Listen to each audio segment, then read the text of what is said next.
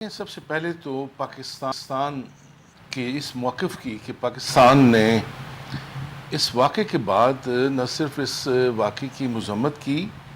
جیسے کہ پاکستان دہشت گردی کی ہر قسم کی فارم اور وہ کسی جگہ بھی ہو اور کہیں بھی ہو اس کی مذمت کرتا ہے۔ اس کی وجہ ہماری اپنی تاریخ ہے اور ہم خود شکار رہے ہیں کئی ڈیکٹ سے اس کا، اور ابھی حالیہ دنوں میں بھی پاکستان میں ایسے واقعات ہوئے ہیں اور ہمارے مغربی بارڈر سے بھی ہم یہ کہتے رہے ہیں کہ وہاں سے انفلٹریشن ہوتی ہے۔ تو جو ملک خود شکار ہو اور اس کے ہاں اپنے اس طرح کے واقعات ہوتے رہے ہوں، آپ کو یاد ہوگا ہمارے ہاں بھی کوہ پیما آئے تھے غیر ملکی اور 14 کے قریب وہ لوگ جو صرف چوٹیاں سر کرنے کے لیے اور سیاحت کے لیے، لیکن ان کی بھی یہاں ہلاکت ہوئی تھی۔ تو دیکھیں ہم تو خود آپ کہہ لیں کہ شکار رہے ہیں اس معاملے کا اور ابھی تک جنگ لڑ رہے ہیں، اور ہمارے بارے میں اگر یہ کوئی تاثر قائم کرنے کی کوشش کرے کہ اگر یہ ہمارے ہمسایہ دشمن ملک میں ہوگا تو شاید کوئی ہم اس سے کوئی خوشی کے وہ بجائیں گے، بالکل ایسا نہیں ہے۔ پاکستان نے ایک ذمہ دار ایک ایٹمی ملک کا جو ایک رول اور کردار ہونا چاہیے وہ ادا کیا ہے، اور یہی وجہ ہے کہ دیکھیں امریکہ نے بھی جو آج آپ کہہ رہے ہیں کہ مارکو روبیو نے جو رابطہ کیا ہے، ظاہر ہے کہ امریکہ کنسرنڈ ہوگا اس معاملے میں کہ دو بڑی طاقتیں جو کہ آپ کہہ لیں ایٹمی طاقتیں بھی ہیں، ان کے درمیان اگر کشیدگی بڑھتی ہے تو یہ کسی طرح سے بھی نہ تو امریکہ کے مفاد میں ہے نہ دنیا کے مفاد میں ہے۔ ان کے بیان کا مقصد اور ان کی جو گفتگو ہوئی ہے اس حوالے سے انہوں نے جے شنکر سے بھی بات کی ہے، ان کی مراد ظاہر ایک بیان اس سے پہلے بھی آیا، آپ نے دیکھا کہ وہ یہ تھا کہ پاکستان اور ہندوستان کو اپنے معاملات جو ہیں وہ آپس میں مل بیٹھ کر حل کرنے ہیں۔ تو میرے حوالے سے تو ایک جو رول ہونا چاہیے سپر پاور کا کہ کہیں اگر اس طرح کی کشیدگی ہو تو وہ اپنا ایک سفارتی رول ادا کرے، اس سے زیادہ اور کوئی اس بیان کی اس طرح سے اہمیت نہیں ہے۔ پھر آپ نے دیکھا کہ چائنا نے پاکستان کے اس موقف کی اور جو آفر کی پاکستان نے کہ تحقیقات میں پاکستان نہ صرف تعاون کرے گا بلکہ اگر کوئی ایسا ہی کوئی جوائنٹ کمیٹی بنتی ہے جو غیر جانبدارانہ اس واقعے کی تحقیقات کر سکے، اس کے لیے بھی ہم تیار ہیں اور ہم نے اپنی خدمات پیش کی ہیں۔ تو کہنے کا مطلب یہ ہے کہ یہ جو پہلی کوشش تھی نا ہندوستان کی کہ پاکستان کو سفارتی سطح پہ تنہا کرے اور بلکہ ہمیں ڈیفینسو لے آئے، چونکہ ماضی میں وہ ہم پہ الزام لگاتا رہا ہے اور ہم سے بات چیت کرنے سے بھی آپ نے دیکھا وہ ہمارے یہاں جو ٹریک ٹو ڈپلومیسی تھی اور باقی وہ اپرچونٹیز بھی بند ہوئیں، اس لیے کہ ہندوستان پاکستان کو مورد الزام ٹھہراتا رہا۔ اب بھی وہ یہی چاہتا ہے کہ سفارتی سطح پہ، علاقائی سطح پہ،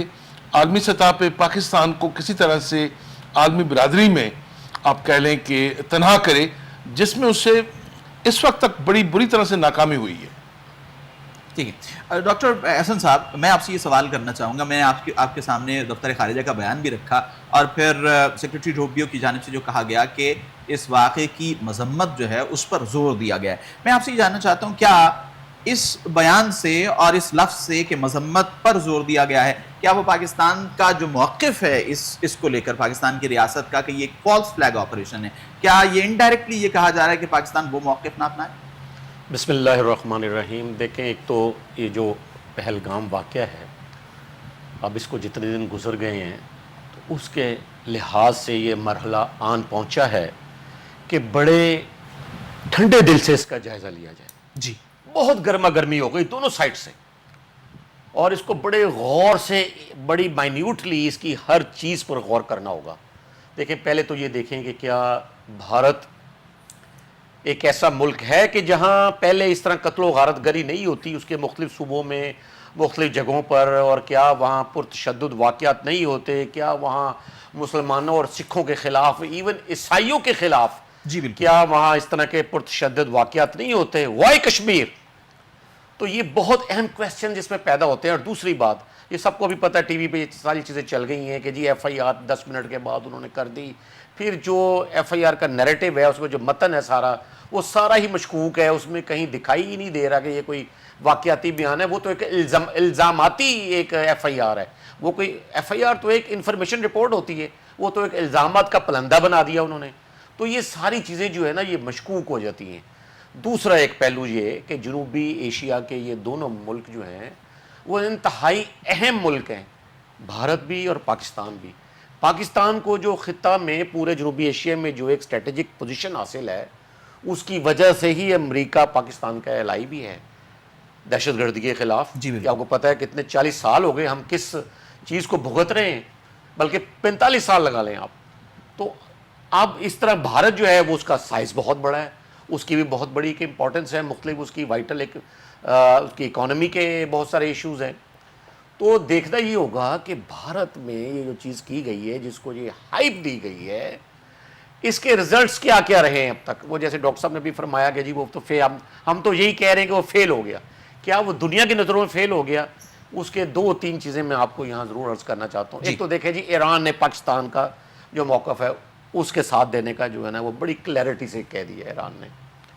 اس کی وہ بھی ایک خطے کا ایک ہمارا ایک ملک ہے, بلکہ جنوبی ایشیا میں وہ بڑا ایک اہم ملک سمجھ لیں کہ ایک وزٹر کنٹری ہے ہمارا. اس کے بعد آ جائیں جی چین. ایران نے ثالثی کی بھی پیشکش کی. جی ثالثی کی پیشکش تو پہلے دن سے ہی کر دی تھی, لیکن اب جو ان کا جو کل سٹیٹمنٹ تھی اس کے مطابق وہ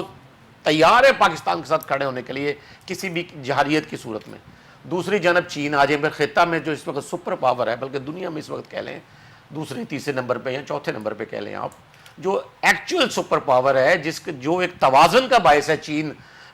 کا ہر سٹیپ جو ہے وہ اس خطہ میں ایک توازن کا باعث بنتا ہے. عدم توازن کو جو ہے نا وہ ختم کرنا چاہتے ہیں. چینی مزاج ہے ایک. تو انہوں نے بھی آج جو وزیر خارجہ اس میں جو امبیسڈر ہیں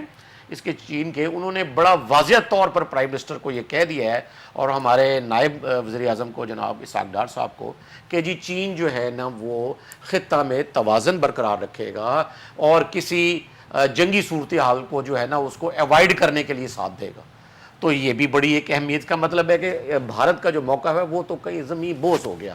اس کو تو وہ بک نہیں سکا, وہ فروخت نہیں ہو سکا, اس کو بائی نہیں کیا. رہی صحیح کسر جو ہے نا پھر وہ جے ایس شنکر کے ساتھ جو بات ہوئی ہے امریکن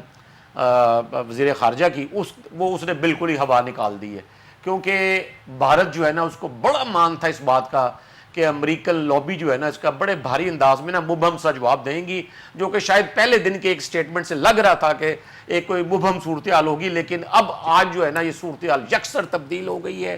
اور جو جے شنکر ہیں وہ بالکل بھی کنونس نہیں کر سکے امریکہ کو کہ اگر وہ جہریت کرتا ہے باریت یا اس طرح کے بیانات بھی اگر وہ دیتا ہے تو وہ جائز ہوں گے, بلکہ جو امریکن موقف ہے وہ بالکل ان کے کنٹری لیول پہ سامنے آیا ہے کہ جی آپ لوگ بات چیت سے اپنے مسائل حل کریں. اب یہاں سوال یہ پیدا ہوتا ہے کہ کیا بات چیت ہوگی, اور اگر ہوگی تو وہ کن شرائط پر ہوگی, بات چیت کون کرے گا, پہل کون کرے گا, اس حوالے سے کون کردار ادا کرے گا. اور آج میں آپ کو ایک خبر دے دیتا ہوں اس کے حوالے سے. جی اس ساری صورتحال میں قطر نے اور امارات نے تو پہلے ہی پیشکش کر دی ہے جی کہ ہم تیار ہیں ان کے لیے, قطر میں کر لیں آ کے جی مذاکرات آپ کر لیتے ہیں ایک نیوٹرل سپیس پہ. یہاں پر خبر یہ ہے کہ سعودی عرب بھی ایک بہت اہم اور وائٹل رول پلے کرنے کے لیے آج تیار ہو گیا ہے. اور سعودی عرب جو ہے وہ اس میں یہ یقیناً ہماری ساری لابیز جو ہے نا وہ یہ ایکسپیکٹ کر رہی ہیں کہ وہ پاکستان کے ساتھ سٹینڈ کریں گے, جیسا کہ پاکستان عرصہ دراز بلکہ اپنے قیام کے ساتھ ہی سعودی عرب کے ساتھ ہر یعنی معاملہ میں سٹینڈ کرتا ہے. یہ فرما رہے ہیں کہ کوئی بائلیٹرل ٹاکس کی صورت بھی بن سکتی ہے.